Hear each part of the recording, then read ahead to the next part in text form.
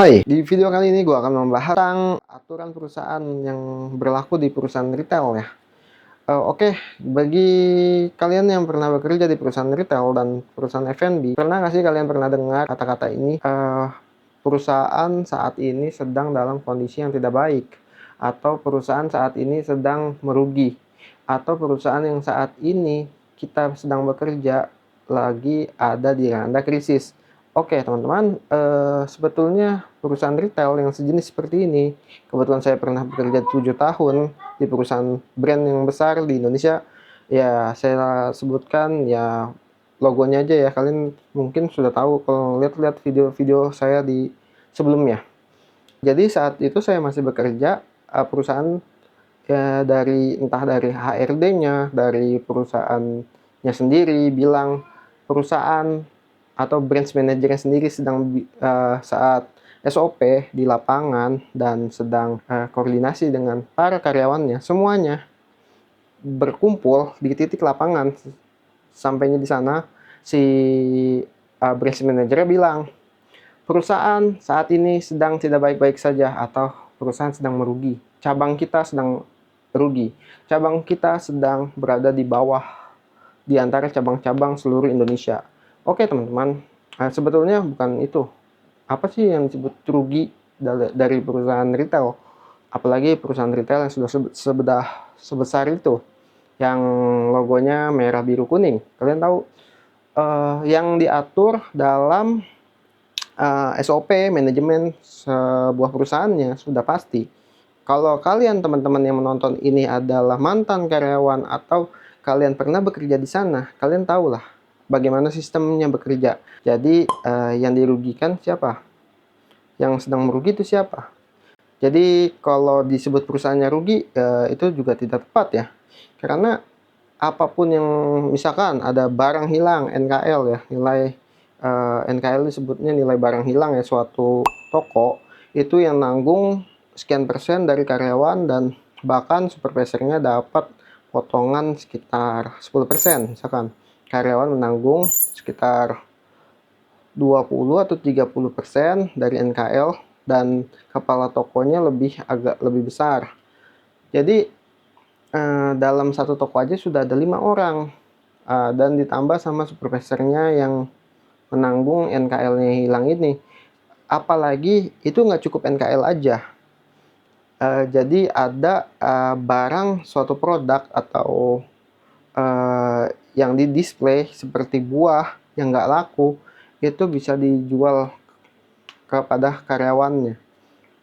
Misalkan karyawannya terkena terlambat, itu wajib beli buah misalkan untuk pendapatan si cabang, katanya cabang biar.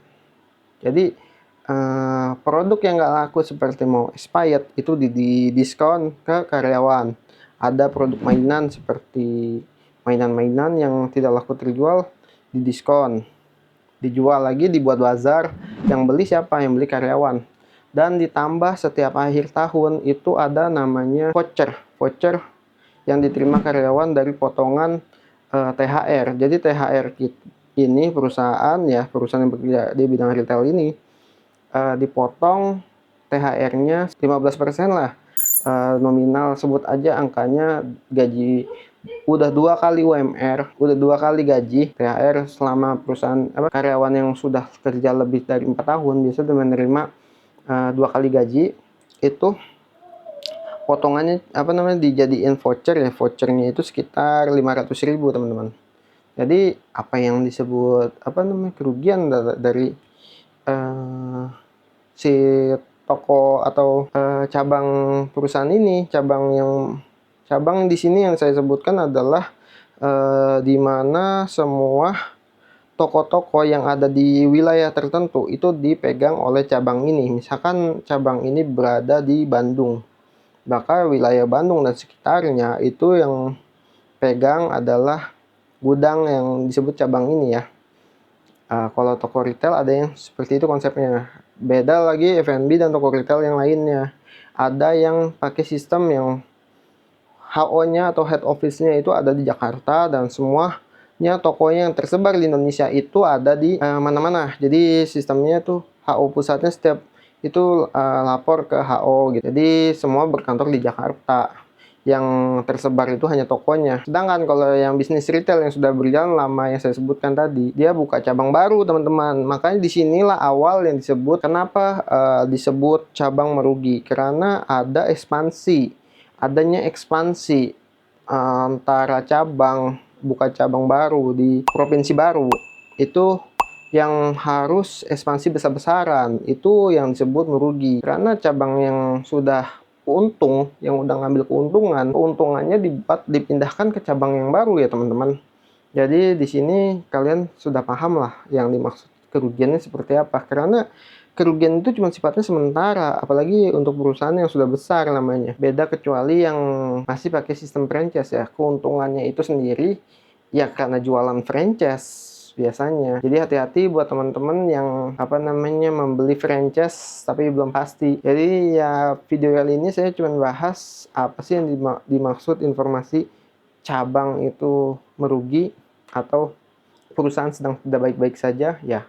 Karena adanya ekspansi baru ya yang disebut buka cabang baru. Terus buka cabang baru kan perlu bakar duit, bakar uang. Kayak misalkan yang udah omsetnya udah naik, yang sudah banyak, kayak cabang lamanya harusnya udah tinggal ngambil keuntungannya itu ya seakan-akan dilarikan ke cabang yang baru ya teman-teman. Nah, ada pula cabang-cabang yang disebut cabang-cabang merugi, yaitu cabang-cabang yang nilai NKL-nya lebih besar atau keuntungannya kecil, profitnya dari buka toko di tempatnya yang baru terlalu banyak, mungkin kemahalan harga sewanya atau dari segi bangunnya yang relatif mahal, dan untuk ngambil keuntungan sebalik modalnya susah. Itulah yang disebut cabang. Jadi lebih sifatnya sih seperti itu ya teman-teman. Jadi namanya sebuah toko yang sudah berjalan lama nggak mungkin itu tokonya rugi. Jadi sifatnya karena kerugiannya itu sebenarnya sudah ditakar atau harusnya sudah diperhitungkan dari mulainya buka cabang baru. Mungkin ini cuma sudut pandang yang saya sebut karena saya sudah pernah bekerja di perusahaan retail selama 14 tahun. Dan kebetulan di posisi retail yang saya sebutkan, retail supermarket, saya udah kurang lebih 7 tahun. Jadi saya yang sudut pandangnya saya lihat seperti ini teman-teman. Itu sering banget yang ketika saya pernah bekerja seperti itu. Ada laporan dari atasan atau dari branch manajernya yang sebutkan itu sedang tidak baik-baik saja, dan akhirnya si karyawan ini sendirilah yang menanggung ongkos dari kerugian dari perusahaan. Kayak tadi ganti uang hilang, kayak barang hilang, nilai barang hilang, terus telat beli buah, atau produknya nggak laku dibeli ke karyawan kembali. Itulah yang disebut keuntungan, masih ibaratnya perusahaan masih untung. Jadi perusahaan tidak ada kata yang rugi-rugi amat, kalau kata kasarnya gitu. Nggak rugi-rugi amat perusahaan. Jadi masih tetap jalan pada koridornya. Saya rasa cukup. Semoga video ini bermanfaat. Jangan lupa subscribe dan like-nya ya. Karena teman-teman yang suka video inilah yang bisa membuat saya semangat untuk membuat konten-konten selanjutnya. Terima kasih teman-teman. Sampai jumpa.